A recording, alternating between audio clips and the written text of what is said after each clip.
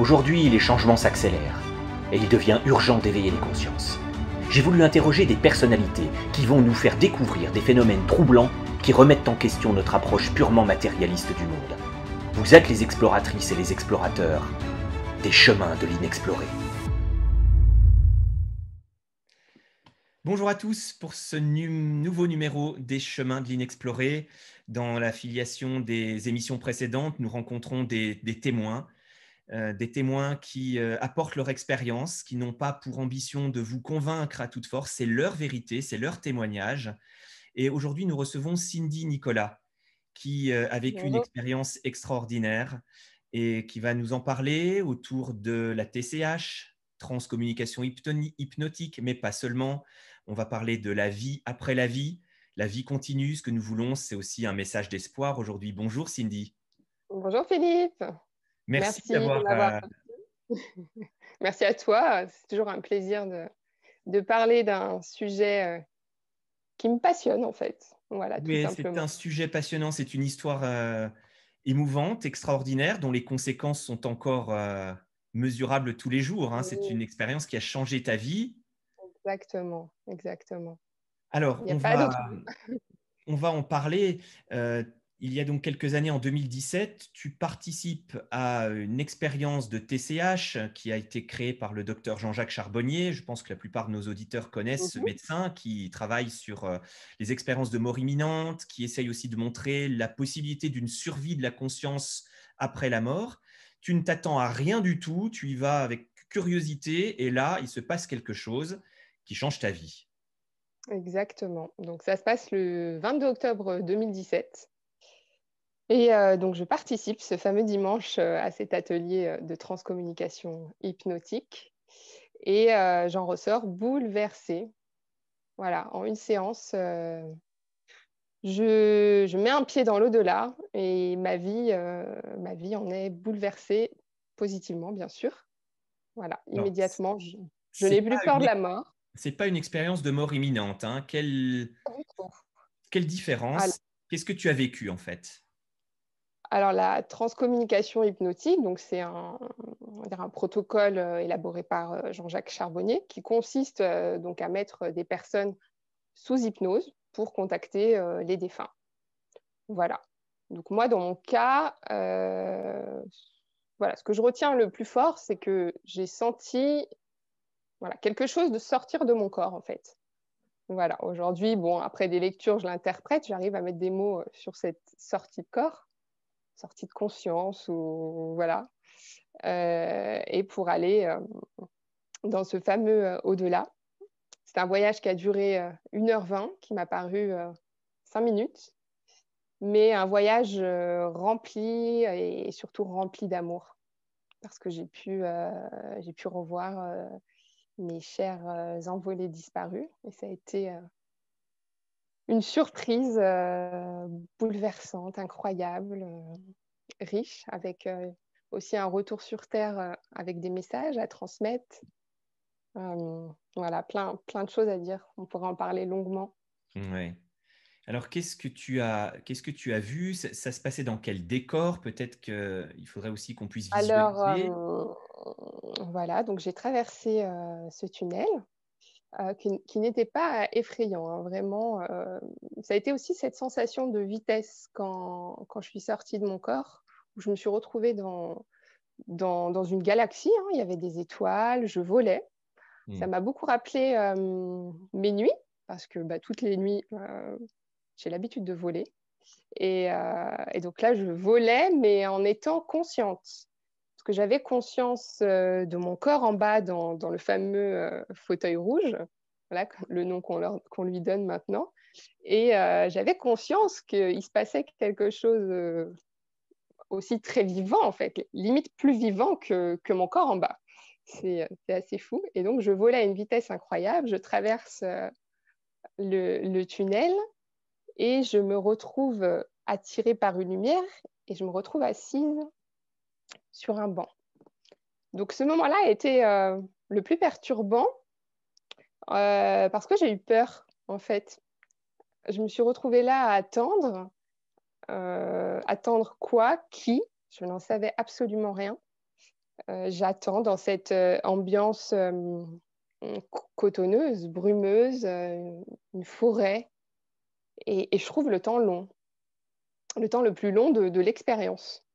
Et je me dis, bon, j'ai venu faire ça parce que, bon, à la base, j'étais venue vivre une expérience, mais sans rien attendre, comme tu l'as évoqué au début. Et j'attends.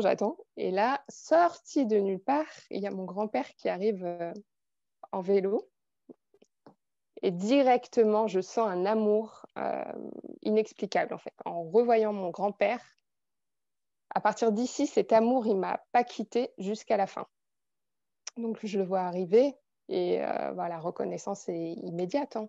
Je le vois rajeuni, beau, vêtu comme à l'époque.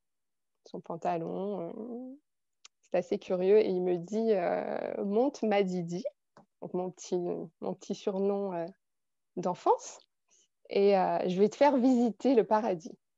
Alors, je monte sur son vélo, hein. Ça paraît bizarre. Waouh. Mais ce qui est fou, c'est que c'est vrai que mon grand-père, petite, parfois m'emmenait faire du vélo. Et là, je le revois avec son vélo venir me chercher. Donc, je sais que maintenant, tout est possible là-haut. Mais ça a été incroyable. Donc, on y va. Hein. On est content. Je le serre par derrière. Du coup, il est sur son vélo et moi, je le serre. Je suis derrière.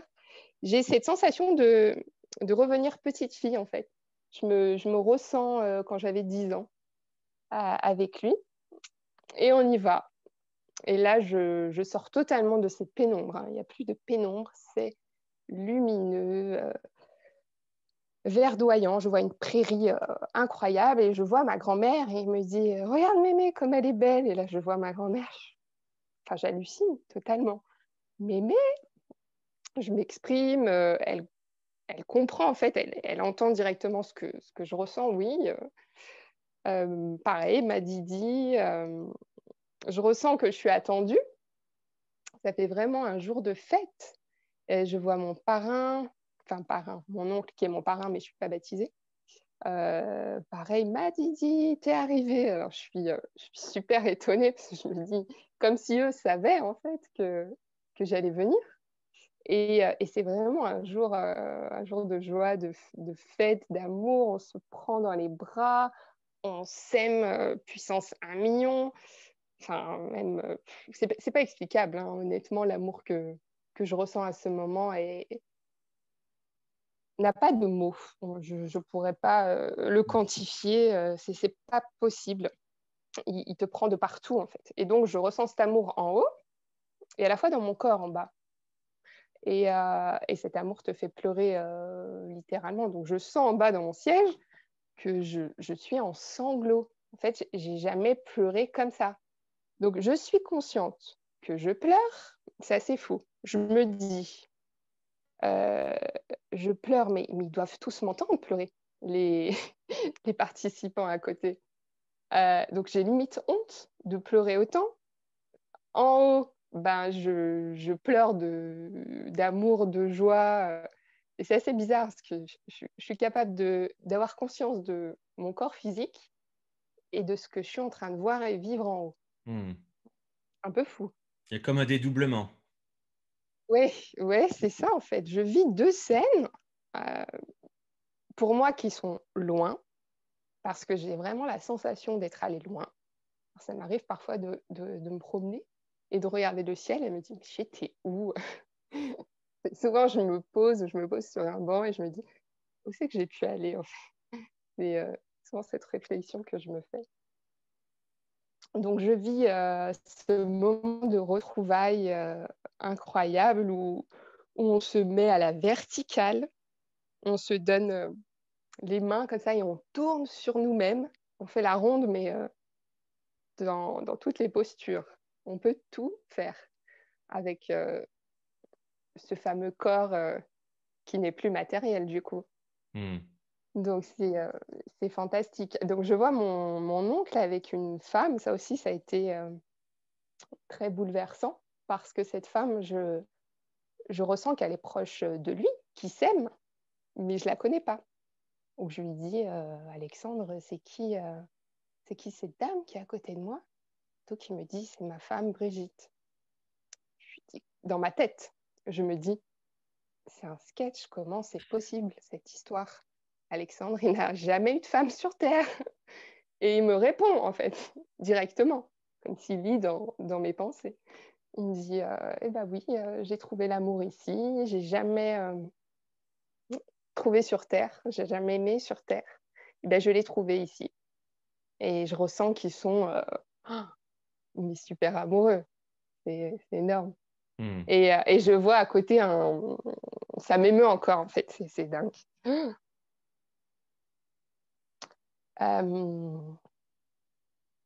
Je vois à côté un petit.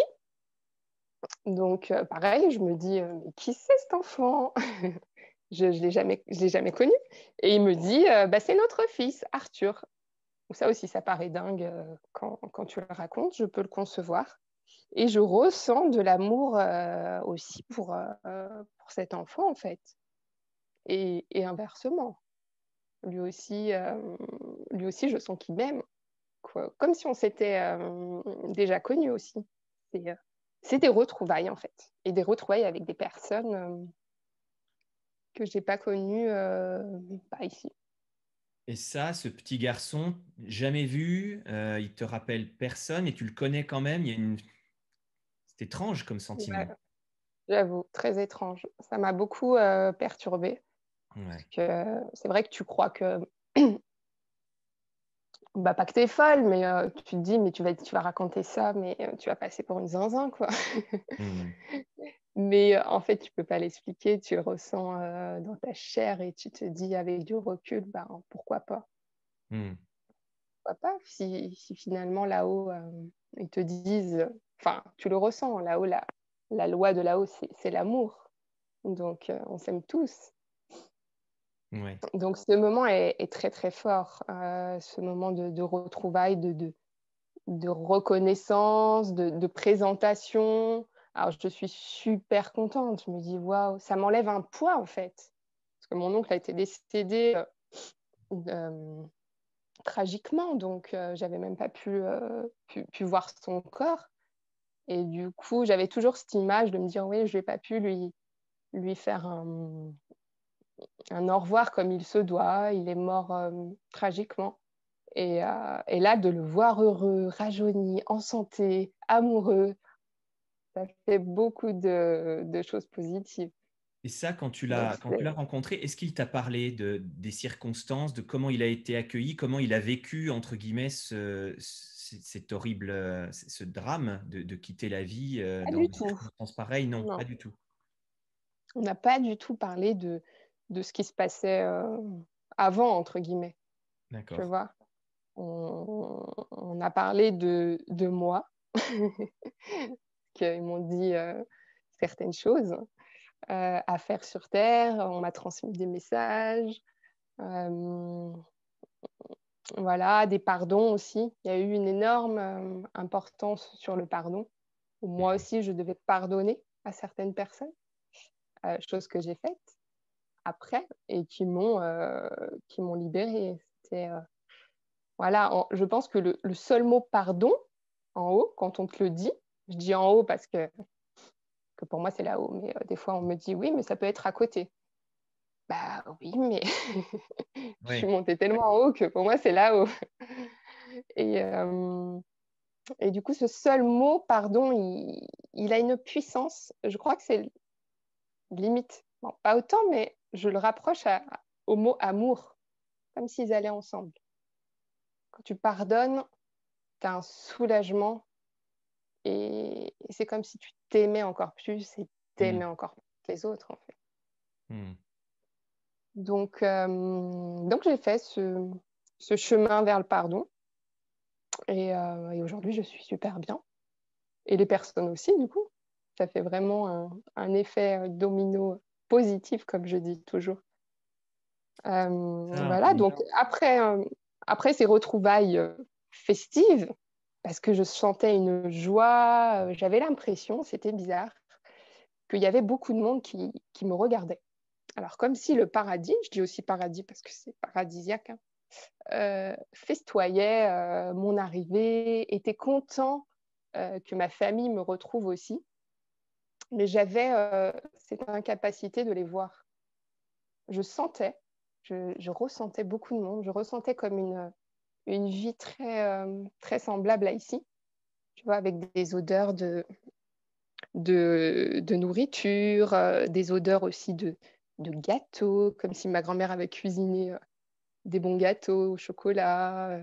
Je sentais de la vie, des enfants, mais je ne voyais pas.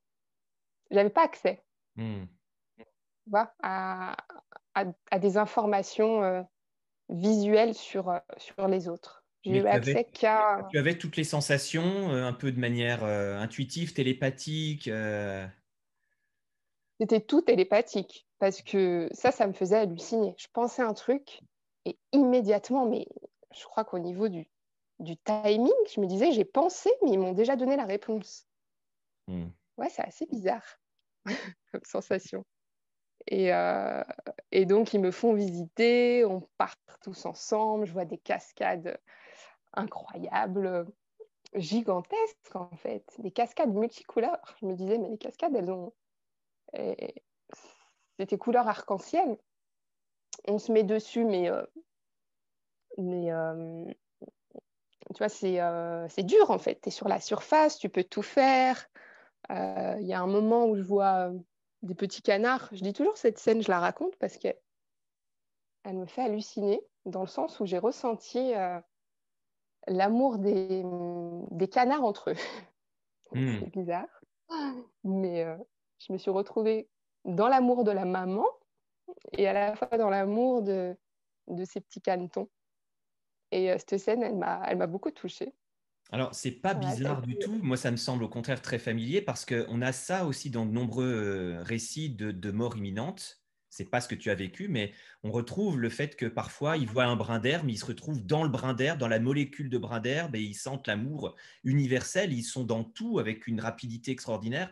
C'est tout à fait normal, j'allais dire. Ouais, c'est bizarre parce que, bon, j'aime tous les animaux, mais pourquoi me retrouver dans le canard? Alors, c'est assez étrange. Après, bizarrement, tu vois, bah, je crois que tu vas être le premier à qui je le raconte. Au niveau de la synchronicité des canards, bon, j'habite dans une ancienne ferme. Et dans ce corps de ferme, ça fait 3 ans qu'on est là, à l'entrée, chose que j'avais jamais vue, il y a une plaque, en fait, en céramique, où il y a une petite mare avec les canetons et la maman. C'est c'est assez curieux, mais quand j'ai découvert ça après la TCH, quelques mois, et que je suis rentrée dans ce corps de ferme, bon, qui ne nous appartient pas le corps, mais et que j'ai vu cette plaque, je me suis dit, non, mais comme un petit coucou, un rappel, Hmm. ouais, t'as pas rêvé en fait. Parce que tu en as Et vécu plein des choses comme ça, des synchronicités, peut-être oui, tu as peut-être vu ton futur, tu as eu des informations où finalement passé, présent, futur n'avaient pas vraiment d'importance là-haut. oui, c'est ça, c'est cette notion de temps où il n'y a plus de temps en fait. Il n'y a plus de temps, il n'y a plus d'espace. Au niveau du corps, c'est ça que j'ai adoré. Bon, moi, je suis quelqu'un de sportive, mais bon, je viens d'un parcours scientifique, tu vois, la biomécanique, l'anatomie, l'étude du mouvement, euh, voilà, et tu te retrouves dans une autre dimension où tu as le corps, il est malléable en fait. Il Hmm. n'y a plus cette charge de matière. Et ça, enfin, du coup, on parle plus de corps, mais étant donné que tu vois les personnes, ça aussi, je voyais les personnes habillées, vêtues, avec des cheveux. Alors oui, peut-être qu'ils se présentent à toi comme ça pour que tu aies une reconnaissance. Mais du coup, c'est perturbant parce que tu vois cet aspect, même si c'est pas en chair vraiment, mais voilà, tu as cette capacité de mouvement qui est spectaculaire et qui te donne des sensations aussi. Hmm. Et après, Donc, quelles autres figures tu as rencontrées? Non seulement bien sûr des défunts, mais je crois que alors, le voyage est allé encore plus loin. oui, oui, oui, oui. Donc, c'est vrai qu'on visite, on est heureux, etc. On me donne des messages. Ma grand-mère insiste. Je redis ce message parce qu'il est très important par rapport à ma maman, qu'il faut qu'elle arrête de fumer. Donc, du coup, ça a été radical, hein. On va l'aider. Ils insistaient beaucoup sur les bougies. Donc, c'est vrai que je suis devenue quelqu'un qui met des bougies de partout, mais met des bougies, prie. La prière était très importante pour eux. Alors que ce qu'il faut, c'est qu'on ne vient pas du tout d'une famille religieuse, hein. Mhm. Mais prie avec ton cœur. Donc, c'est vrai qu'il n'y avait pas besoin de réciter certaines prières. Moi, je prie, du coup, comme je le ressens un peu. Mhm. Mais prie, on va aider ta maman, faut qu'elle arrête de fumer, c'est du poison. C'était très fort, le message de ma grand-mère. Donc, quand je suis allée lui délivrer, ben, ça a été aussi dur pour ma mère, hein, de délivrer une expérience avec un message. Mais bizarrement, ça a été immédiat. Donc, aujourd'hui, elle ne fume plus, bravo. Donc voilà, donc j'ai eu multiples messages à délivrer. Et à un moment donné, ce que j'ai ressenti, c'est que le ton était plus, pas dur, mais important. Et donc ma grand-mère me prend par les mains et me dit, viens avec moi. Donc j'ai la sensation, voilà, où on monte d'un cran, un niveau un peu plus haut.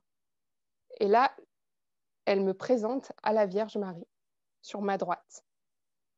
Et elle me dit, tends tes mains et prends la lumière, donc de la Vierge. Et donc on se retrouve toutes les trois, ma grand-mère, ma Vierge, j'allais dire, la Vierge. Et je sens cette lumière qui se diffuse vraiment de partout, en fait, mais qui circule à une vitesse pas possible, incroyable, et une lumière d'amour. Donc, Mhm. rebolote, je repleure comme avant, et je ressens en bas que je pleure encore à sanglots, tellement que je suis, c'est fou de dire, suffoquée d'amour, Mhm. tu vois. C'est ce qui me vient là. Je suffoquais d'amour tellement que c'était incroyable. Et donc, elle me dit, tu vas guérir sur Terre, tu vas utiliser tes mains. Donc, pour moi, c'est un choc positif, hein, mais sur le coup, tu te dis, donc dans ma tête, je me dis, mais mes élèves, parce que donc, je suis prof de PS, je vais guérir des mains. Elle me dit, ça n'empêche pas. Puis elle avait une voix, j'ai toujours cette intonation dans la tête. Ça n'empêche pas de faire les deux. Donc Donc, elle m'annonce ça. tu n'étais pas intéressé par ce domaine de la thérapie, du soin par les mains auparavant, hein. Non, C'est une... alors, pas du tout. Loin de là. Non, non, moi, prof de PS, bibliothèque remplie de livres de sport, le vélo, la course, enfin, normal. Non, Hmm. ça m'a toujours attiré, je pense comme tout le monde quand même, hein, de savoir s'il y a quelque chose après, tu vois. C'est la De me grande dire, question fondamentale. Ouais. ben Le oui, sens et qu'est-ce qu'on devient après? Oui. ben oui, ça m'a toujours interpellée. Mais en fait, j'avais peur. J'avais une frousse pas possible. J'avais peur du néant, j'avais peur de la mort, hein, clairement. Je me disais, oh là là, ça va être tout noir, oh là là, je vais être en dessous, dans la terre. Mon Dieu, quelle horreur. Euh, on n'en parlait pas aussi chez nous, Hmm. très, très tabou. Et, euh, et là, ben, ce que je disais, en 1h20, tout chamboule. Parce que là, t'as beau me dire mort, t'as beau me l'écrire, me le souffler, moi, mort égale amour-soleil. Euh, j'ai plus la sensation dans le ventre. Hmm.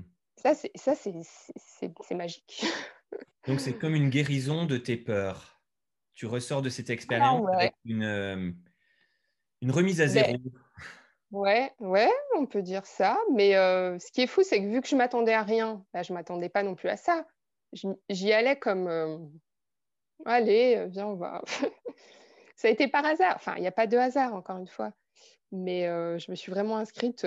J'ai vu passer sur le fil de Facebook des ateliers. Je me suis dit, oh, ça a l'air cool. Ça a été comme ça, hein. Je me suis inscrite. L'été, c'était en avril mon inscription. Et l'été, je lisais La Chose. J'étais pas vraiment au courant de qui était Monsieur Charbonnier.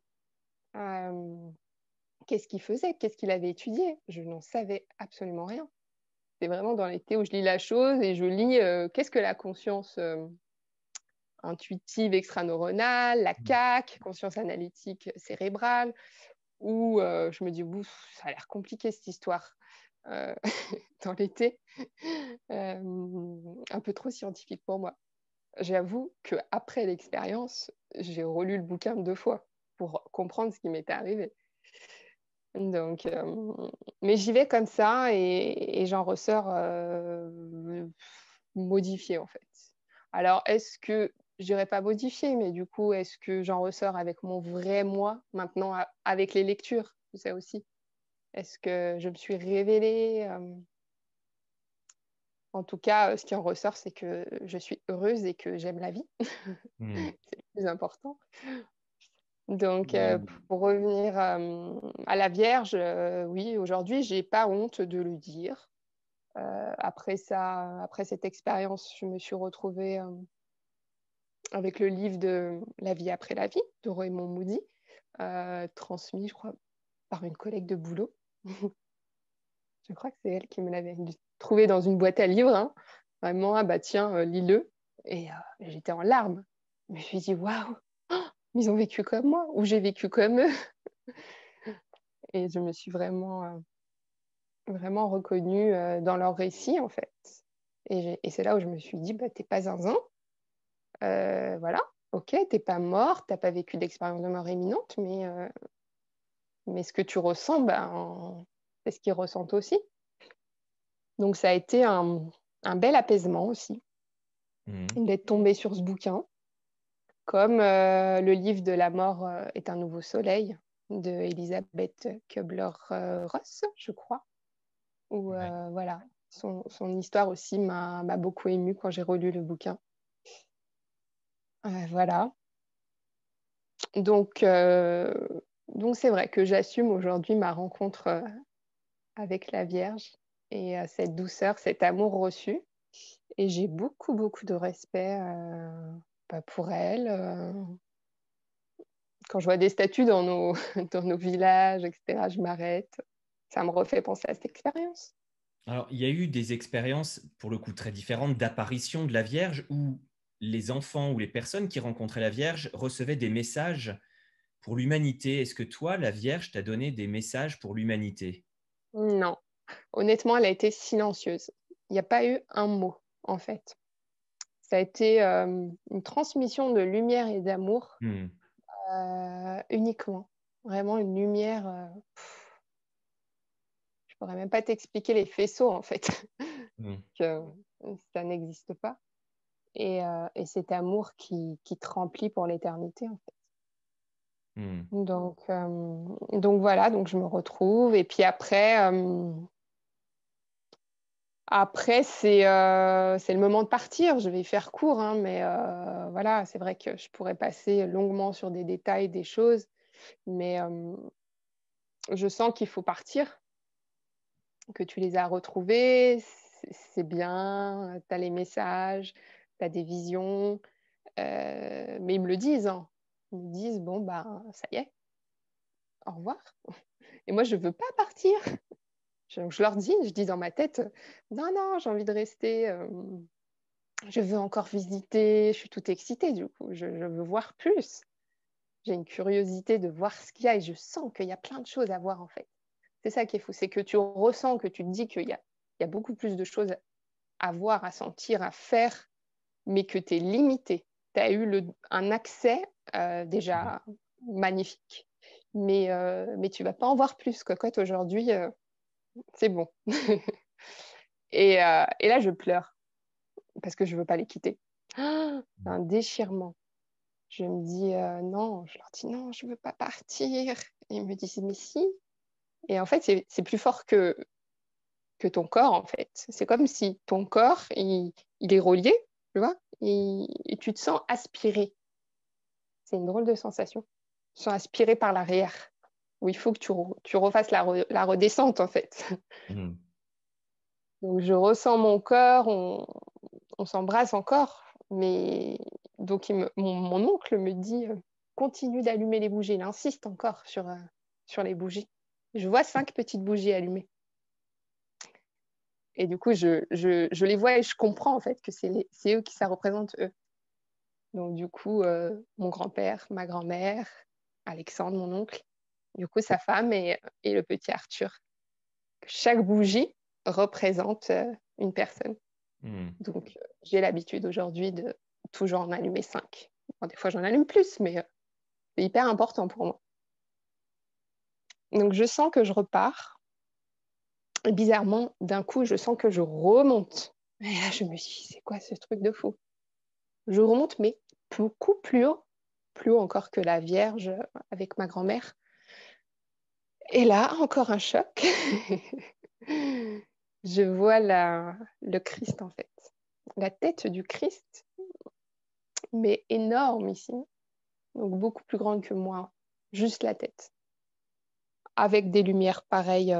Ces fameux faisceaux d'amour qui partent, en fait. Et qui me sont projetés vraiment dans les pieds. Cette fois, on ne parle plus de mains. On parle de pieds. Et ça me remonte de partout. Tu vois, j'ai l'impression d'en avoir jusqu'aux cheveux, quoi, jusqu'aux pointes. Et je ressens encore cet amour, encore une fois, puissance 1 million. Et je repleure. Je repleure d'amour. Et il me dit, aide sur terre, tu vas guérir. Tends tes bras. Alors je tends mes bras. Et encore une fois, en bas, dans mon siège, mon analytique, en fait, se dit... sent aussi. Je sens que mes bras sous ma couverture dans mon siège, mes bras se tendent et remontent. Et j'ai encore honte, en fait. J'ai cette sensation de honte, de gêne, de me dire qui va me voir, je suis en train de pleurer, j'ai les bras qui sont en train de se lever. Et en haut, j'ai pas honte du tout en haut. En haut, je suis ébahie, je suis hallucinée, je suis remplie d'amour, je reçois cette lumière. Ça paraît limite surnaturel ce qui se passe. C'est fantastique. Et je pleure, je pleure, je pleure. Et la seule phrase que je dis, c'est merci. Et je repars en arrière. Et c'est magnifique. Et donc là, la descente, je savoure. Ce que je dis, j'ai eu cette sensation de pool dance, tu vois, où je tournais autour d'un cordon argenté. Mais je savais la direction. Pour moi, je savais où il fallait que j'aille, en fait. C'était très bizarre. Ça paraissait immense. J'étais dans un endroit infini. Mais c'est comme s'il y avait un petit point, en fait. Un petit point où il y avait la Cindy en bas. Et où je savais vraiment bien où aller. Je savais où atterrir. Ouais, et c'est savoure. Je savoure, en fait, cette redescente. Et j'atterris dans mon corps. Et voilà. Et les derniers mots que j'entends, parce qu'en fait, au début, je suis partie. J'ai pas calculé ce qui se passait, ce que ce charbonnier disait ou pas. Moi, j'ai vécu mon voyage et j'ai entendu 5, 4, 3, 2, 1, comme si, ça y est, vous êtes revenus. Et j'ai essayé de voir si tout fonctionnait. Alors ça a été bizarre. Ouais, si tout marchait chez moi, si tout était bien mis à sa place. Si je voyais aussi. Ça aussi, c'était bizarre. Je regardais si je voyais. Et là, j'étais dans mon siège, je me suis retournée, il y avait une table, j'ai pris des papiers et j'ai tout écrit pensant que j'allais oublier une miette. Et je me suis dit, waouh, il faut que j'écrive tout ça. Mais bon, au bout de 3 ans, j'ai rien oublié. Hein. Tout est absolument intact. C'est tatoué en moi, comme j'ai dit, c'est intact. Donc j'ai tout écrit, j'ai pas entendu ce que les autres disaient, le tour de table. Et à la fin, je suis allée voir M. Charbonnier. J'avais transmis mes papiers. Il les avait lus, en fait, aux autres. Les gens étaient émus. Hein. Moi, je pleurais encore. Je ne pouvais rien dire. Je ne pouvais pas m'exprimer. Et je suis allée le voir à la fin. Je fais quoi? Il m'a dit, faites ce qu'on vous a dit. Et j'ai pris ma voiture et je suis rentrée. Voilà. Et c'est là que ça devient compliqué parce que vivre avec une telle expérience, je crois que c'est l'après qui t'a le plus perturbé. Comment Mm. témoigner? Comment on va me prendre, on va me prendre pour une folle? À qui je vais dire tout ça? Exactement. Alors, l'après, la voiture. Alors, j'ai vécu l'expérience avec mon mari qui est venu comme ça. Je l'ai embarqué dans mon aventure, en fait. Mais voilà. Donc, la voiture, silencieux. Je continue à pleurer. Je regarde où je suis et je me dis, mais j'étais pas là. Euh, je rentre et la première personne à qui j'en parle, c'est ma fille, qui à l'époque avait 10 ans. C'est plus fort que moi. Elle savait que j'allais vivre une expérience. Moi, elle ne savait pas ce que c'était, mais je lui dis, ma fille, il faut que je te dise un truc, quoi. Je ne peux pas t'avoir fait croire que le Père Noël existait et pas te dire ça. Je dis, on va vivre. On continuera à vivre. Ça m'émeut encore parce que je me rappelle la scène. On était dans la salle de bain toutes les deux. Et je lui dis, t'inquiète pas, la mort n'existe pas. C'est magnifique. Elle me fait, sérieux? Ça a été tu vois, un soulagement pour elle aussi. C'était incroyable. Alors que bon, c'est un sujet non plus qu'on parlait, mais je lui dis, mais waouh. Elle me dit, bah, raconte-moi. Je dis, je peux pas tout te raconter, mais de toute façon, je crois que mon bonheur à ce moment-là m'a surprise d'avoir vu cet au-delà. Elle l'a tout à fait ressenti, en fait. Hmm. Donc, Elle, c'est elle elle l'a que je très me bien, elle l'a dis. pris naturellement, j'allais dire, elle n'a pas une seule seconde d'imaginer que tu aies pu Non, inventer ou quoi que ce soit. Ça a été naturel. ouais. Non, honnêtement, son sourire est aussi marqué en moi ce jour-là. Je me rappelle pas vraiment la conversation qu'on ait pu avoir, les mots exacts, mais j'ai son sourire dans ma tête, en fait. Sa joie que je lui ai dit, voilà, que je lui ai avoué en lui disant, voilà ce que j'ai constaté. C'est ma réalité, ma vérité à moi. Néanmoins, il faut que je te le dise. Et 3 ans après, ça a changé beaucoup de choses, en fait. Parce que ça change tout. Alors, c'est vrai qu'au début, ça a été compliqué parce que tu as envie de le dire à tout le monde. Tu as envie de le crier, tu as envie d'aller dans la rue, tu as envie de prendre des pancartes, de dire oh, vous inquiétez pas, la vie continue, soyez pas triste, vivez au contraire. Et à la fois, tu te dis bon, c'est tellement tabou, euh, Hmm. c'est tellement mort égale chagrin qu'on va y aller avec des pincettes. On va voir qui est réceptif et à qui tu peux le dire. Et après, on verra. Donc, ça a été quand même des longs mois de silence, de, de mutisme aussi, où Ouais. je me De suis renfermée. méfiance aussi, d'autocensure. Ouais, autocensure, je crois que c'est le mot, où bah, t'en parles pas, parce que tu peux pas, en fait. Mais en fait, vu que tu as changé aussi, c'est compliqué.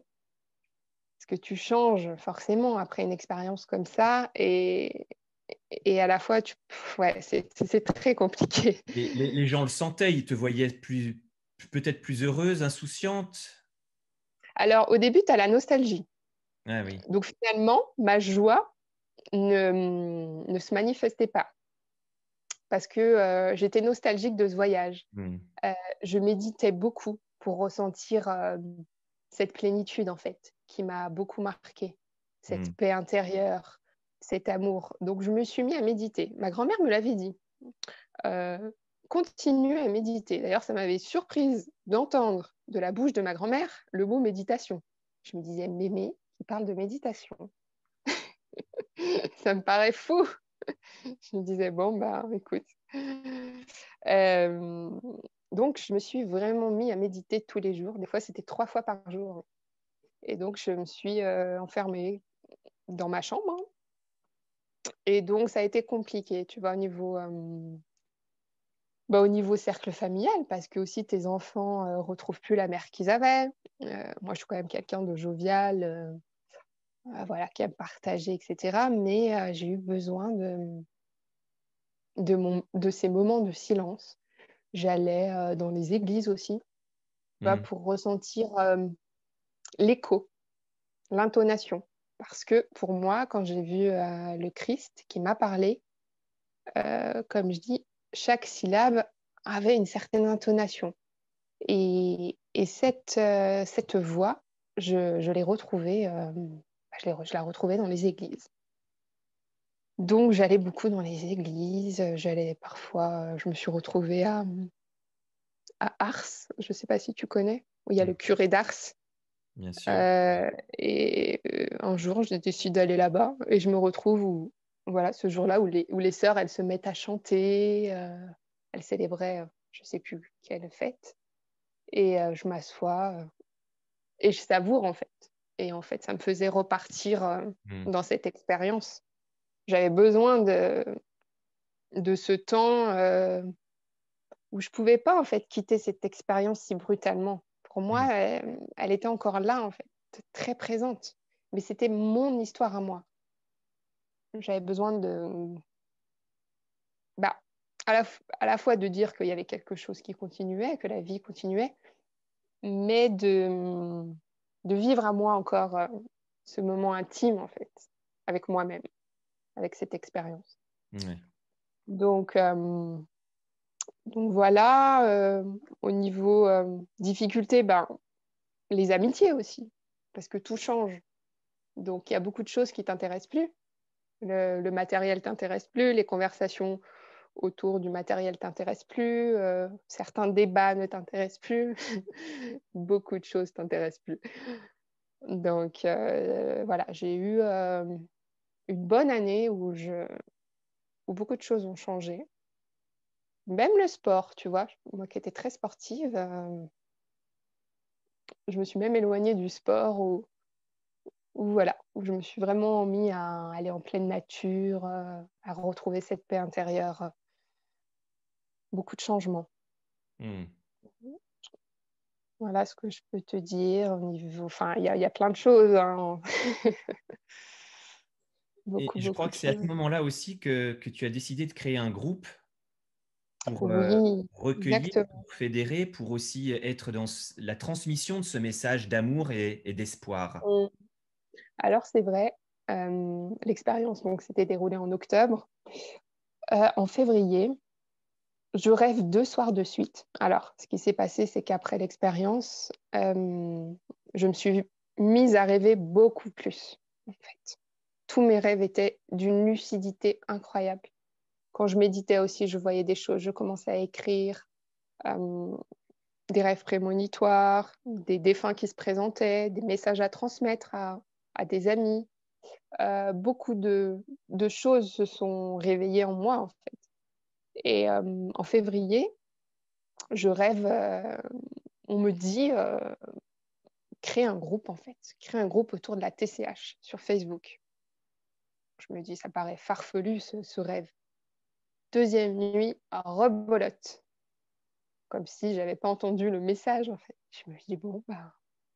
Et en gros, que ce groupe allait m'aider, en fait. Donc, je me décide de créer un groupe comme ça sur Facebook et où je l'appelle groupe des expérienceurs TCHistes, discussion avant, pendant, après. Et moi, c'était l'après qui m'intéressait. Donc, je me suis dit, ah, il doit probablement avoir beaucoup de personnes comme moi. Et on va du coup échanger, vu que je suis seule. Je ne sais pas avec qui parler. Vu que je n'avais pas eu certains bouquins dans les mains, il n'y avait pas de groupe autour de moi que je connaissais, avec qui j'aurais pu échanger, de cercle, enfin. Et je me dis, bah, allons-y. Et c'est parti de là, une personne, deux. Bon, je connaissais personne, hein, ça a commencé à se savoir sur Facebook. Et aujourd'hui, ben, ça va faire, eh ben, écoute, en février, ça fera 3 ans. Et nous Mm. sommes à plus de 4000 membres. Donc Mm. ce groupe m'a vraiment apporté, en fait. Parce qu'on a pu échanger virtuellement, c'est pas grave, mais en tout cas, voilà, ça m'a beaucoup apporté. J'avais aussi envie que beaucoup vivent l'expérience. j'étais tellement, waouh, il s'est passé ça, il faut que tout le monde vive l'expérience, il faut que tout le monde fasse une TCH. J'avais cette idée en tête au début. Mm. Après, je sais que tout le monde ne peut pas vivre une expérience aussi forte. Ouais. Donc, c'est aussi la prudence aussi, hein. Oui, Mais c'est important de le signaler hein, pour éviter, je dirais, peut-être les attentes démesurées, hein. Ton expérience reste très exceptionnelle, même si l'expérience de TCH peut conduire à de très, très belles rencontres et mm, de très beaux événements et moments. c'est ça, c'est vrai, c'est vrai. Avec du recul, maintenant, au bout de 3 ans, hein, on s'aperçoit que oui, il y a des expériences magnifiques, mais il y a beaucoup de personnes aussi déçues, parce que c'est vrai que, voilà, comme tu dis, les attentes parfois sont très élevées. Euh, donc voilà, faut être conscient de ça. Mm.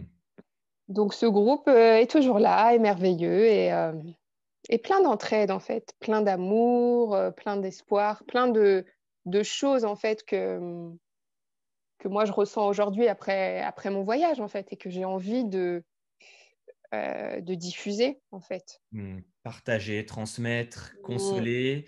On mettra le lien de ce groupe hein, dans le commentaire de l'émission parce qu'il y a peut-être des gens qui nous écoutent qui ne connaissent pas ce groupe, qui ne connaissent pas la mm, TCH et qui aimeraient aussi faire mm, mm. partie de ce groupe pour échanger en toute ouverture, bienveillance et respect, bien sûr, Voilà. des Donc c'est un expériences. groupe fermé aussi, fermé dans le sens où certaines personnes vivent leur spiritualité, n'ont pas forcément envie de le partager Bien sûr. en groupe public sur Facebook. Mm. Donc voilà, c'est un groupe très bienveillant, toujours il y a une petite aide, voilà, et beaucoup d'espoir et comme j'ai toujours beaucoup d'amour.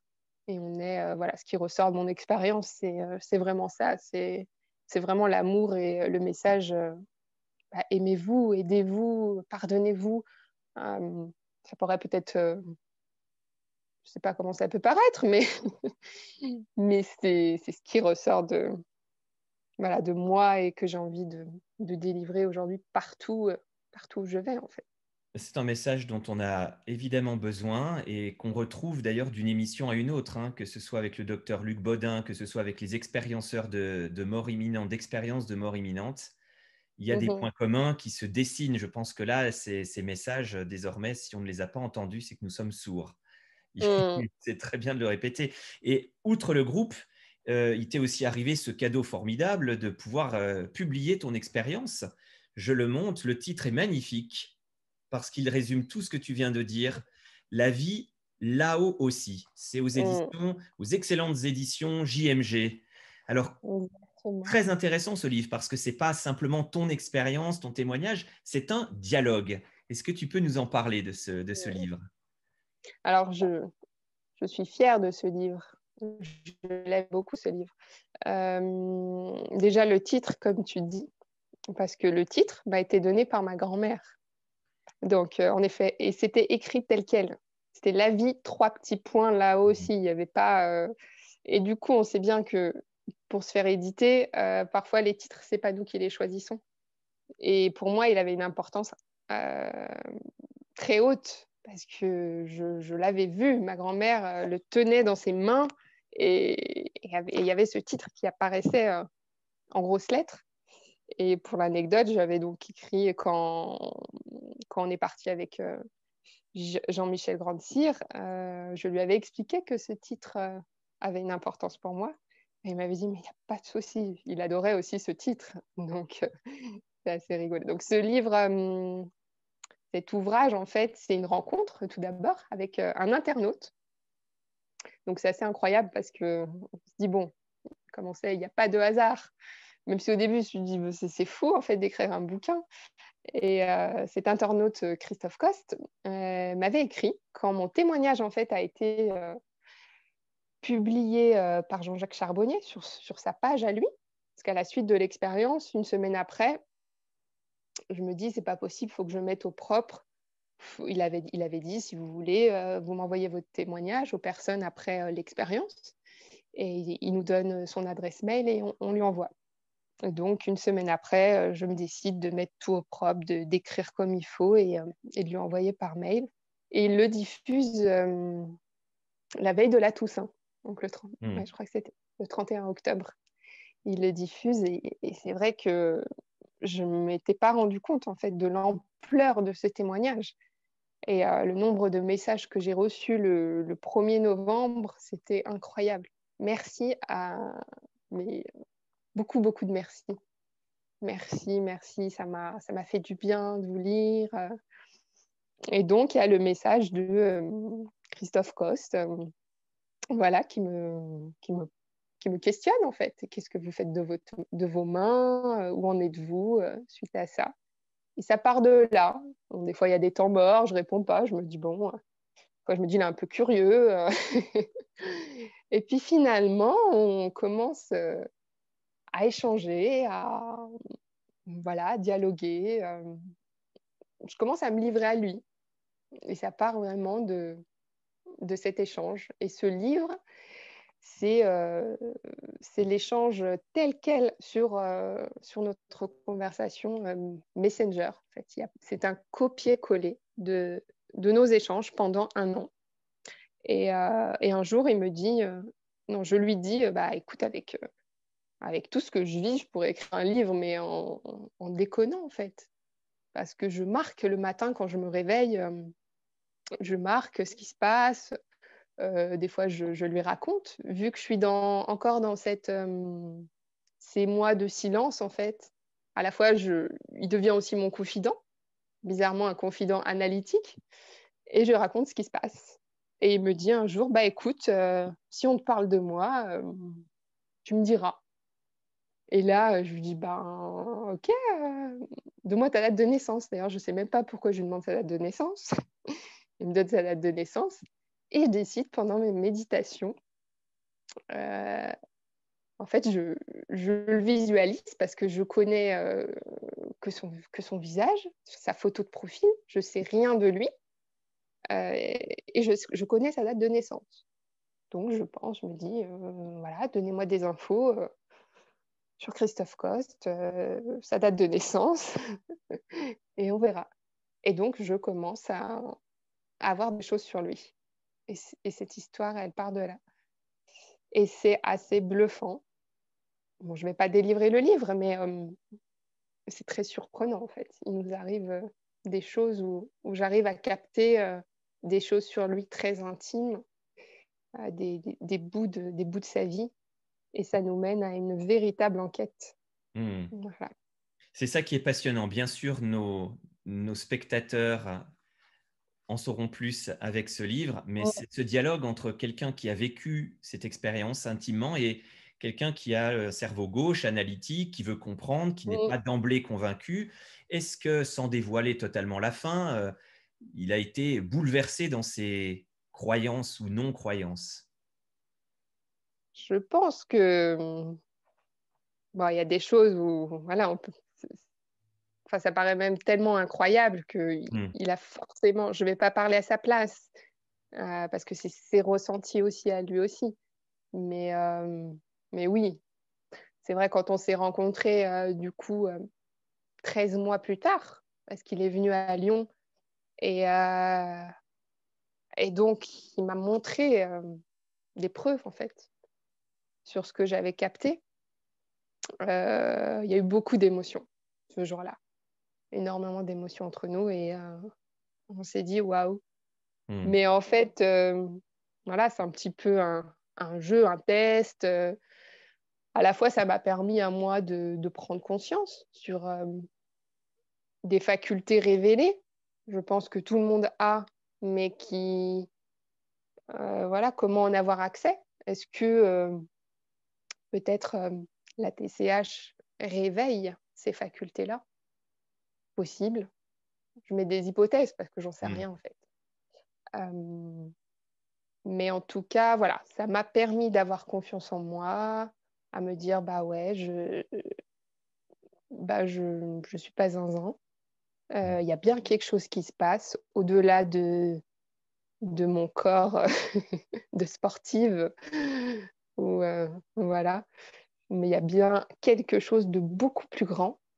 Et c'est vrai que moi, ça se passe beaucoup la nuit ou en méditation. Et finalement, ça m'aide dans ma vie de tous les jours, en fait. C'est ça qui est chouette aujourd'hui. Alors, comment tu vois ton avenir? Quels sont tes projets Alors, après tout ça, ces 3 années déjà de ouais. témoignages? Alors, ouais, mon avenir, déjà, je le vois plus dans l'ici et maintenant. Voilà. Donc, le mot avenir fait pas trop partie de mon vocabulaire parce que, Hmm. en fait, j'ai décidé, j'ai choisi de vivre pleinement chaque journée. Donc, Le j'essaye de me lever, moment d'être. présent. Voilà. J'ai vraiment cette philosophie aujourd'hui de ne pas m'inquiéter pour demain. Euh, le passé fait partie de mon passé aussi. Mais de vivre pleinement chaque journée comme si c'était une nouvelle expérience, en fait. Hmm. Tu vois? Je suis vraiment dans cette optique d'être sur Terre pour vivre tous les jours des expériences. Donc aujourd'hui, je suis avec toi en train de papoter et c'est un super plaisir parce que je prends plaisir à raconter mon expérience, à échanger sur ce sujet qui me passionne. Et voilà, et cet après-midi, on verra ce qui se passe. Hmm. Voilà, mais en tout cas, chaque journée, j'essaye d'être bienveillante, positive, euh, donner de l'espoir. Voilà. Et bah, j'aime beaucoup mon métier aussi. Donc, mon métier d'enseignante, ça a beaucoup changé en termes de relationnel aussi au niveau du travail, avec mes élèves. Je m'intéresse beaucoup à chaque être, en fait. Hmm. Tu vois, chaque humain. Je me dis que chaque humain a à apporter, on s'apporte mutuellement, en fait. C'est des expériences de relations d'humain à humain. Et c'est hyper riche. Je sème beaucoup d'espoir au travail. Bah, c'est vrai que prof de PS, on a beaucoup de confidence avec nos élèves aussi. Donc, il m'arrive ben, je trouve qu'en fait, il m'arrive très souvent d'être confrontée à un sujet sur la mort avec les élèves. Donc, malheureusement, voilà, la perte de quelqu'un, un souvenir, une date qui rappelle et qui fait remonter des émotions en cours de PS. Et du coup, je me dis que c'est une super chance d'avoir vécu cette expérience parce que je l'aborde sereinement. Hmm. Donc aujourd'hui, même avec mes élèves, bah, j'ai les mots, je pense, les mots pour rassurer, pour échanger, aussi pour leur donner de l'espoir. Je ne vais pas raconter mon expérience où, voilà, c'est pas le lieu, c'est pas du tout ça, mais en tout cas, les rassurer, leur dire de Hmm. ne pas s'inquiéter, que voilà. Si je peux dire que la vie continue, je le dis. Et du coup, ils me regardent avec un autre œil. Et ce Mais en tout message cas, est précieux parce que c'est ce que tu fais aussi. Tu as certainement des gens qui t'abordent autour de ces questions, euh, qui ont connu le deuil ou qui sont dans le chagrin. Et toi, tu trouves les mots forts de cette expérience. c'est ça en fait. C'est vraiment une aide au quotidien, cette expérience. Alors, c'est fou parce que tous les jours, je pense à la mort. Bon, comme je disais au début de l'émission, la mort égale soleil, mais en fait, j'y pense tous les jours. Alors, des fois, je me dis, enfin, je trouve ça bizarre, hein, même moi, de me dire que je pense à ça, mais j'ai besoin, c'est plus fort que moi. J'ai besoin d'écrire, j'ai besoin de transmettre, de diffuser, tu vois, sur les groupes, de mettre un petit message d'espoir, de me dire, bah, les gens, ils vont peut-être passer une bonne journée avec ce petit message-là, il va peut-être avoir un réconfort. Hmm. Euh, il m'arrive d'écrire beaucoup de poèmes maintenant. Donc, je me mets dans mon petit état méditatif et j'écris. Et je me ressens connectée en écrivant de la poésie. Euh, voilà un peu mes changements au quotidien. Mais en tout cas, oui, c'est vraiment basé sur l'espoir et l'amour. Effectivement, ce sont ces deux mots que nous allons retenir. En te remerciant infiniment pour ta participation, ton témoignage émouvant. Pour ce livre, on le rappelle, La vie là-haut aussi chez JMG. Mm. N'hésitez pas, chers téléspectateurs, chères exploratrices, chers explorateurs, à liker cette émission, à la partager parce qu'on est dans le partage, On ne cherche à convaincre personne, ce sont des témoignages d'espoir qui peuvent aussi cheminer dans votre tête et dans votre cœur. Et n'hésitez pas aussi à vous abonner à ma chaîne, car il y a d'autres témoignages qui se regroupent quand même autour de ces mêmes notions d'amour, de partage et d'espoir. Alors, merci beaucoup, Cindy. Merci à toi et comme je le répète toujours, notre plus belle mission sur Terre, c'est encore une fois s'aimer et aimer les autres. Merci infiniment pour cet échange qui m'a rempli le cœur. Merci, c'est partagé. Et je pense que tout le monde va aussi le ressentir. Merci, Cindy. Au revoir. À très bientôt. Au revoir.